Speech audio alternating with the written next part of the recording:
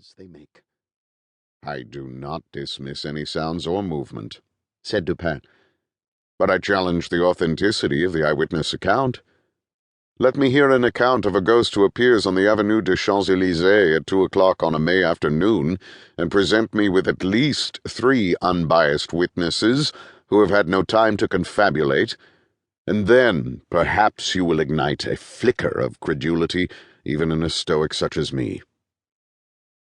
Outside, the wind blew against the house and found some crack in the slate tiles on the roof so that its passage was an eloquent wail, like a despairing spirit. Dupin nodded, as if pleased with the confirmation of his argument.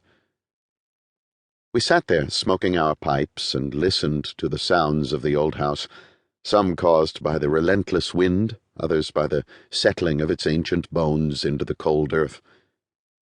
Despite the cogency of his argument, we both huddled deeper into our coats and cast curious looks into the shadows that seemed to draw closer and closer to us. Then there was a sharp rap-tap-tap that was so unexpected and so jarring that we both jumped a foot in the air and cried out like children. However, when the door opened, in came Monsieur G., the prefect of the Parisian police, and his presence broke the spell. Dupin and I glanced at each other, aware that we had both been as surely spooked as if we had seen a spectre in truth. We burst out laughing. "Well, well," said G., looking rather startled and confounded by our sharp cries and ensuing gales of laughter. "Now behold another mystery.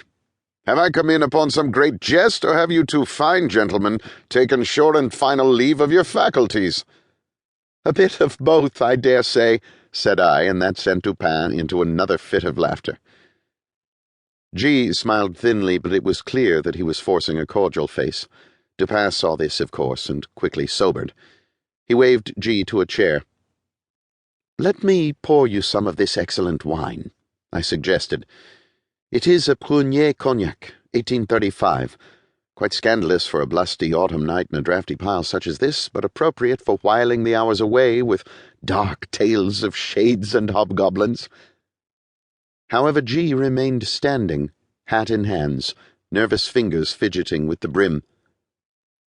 "Gentlemen," said he, "I wish I could join you, but I am afraid that those things of which you jest are perhaps out, in truth, on this wretched night." Dupin lifted one eyebrow. "Do you say so? And what spectral vapours could possibly conspire to draw the prefect himself away from a quiet evening at the Jockey Club de Paris?" "It is a matter of—" began G., but his voice trailed away and stopped. "Wait. How could you possibly know I was at that club this evening?" Dupin waved the stem of his meerschaum, as if dismissing the matter as being of no importance. "A blind man could see it." "Then I am blind," said I. "Please light a candle to this darkness." The briefest ghost of a smile flickered across Dupin's mouth, and I knew from long experience that although my friend can appear both cold and inhuman at times, particularly in his pursuit of the pure logic of observation and analysis, he has a splinter of perversity that enjoys both the confounding of whatever audience is at hand and the later satisfaction of their curiosity.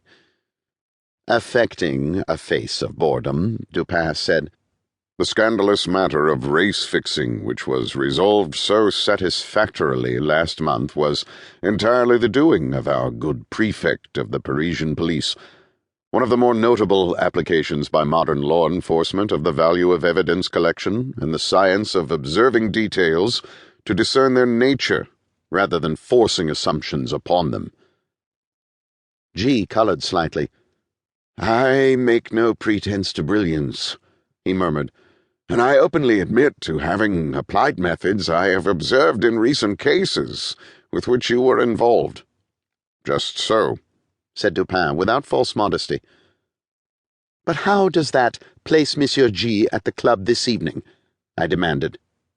"It is customary of such clubs to grant special memberships to distinguished gentlemen who have been of service to their organization.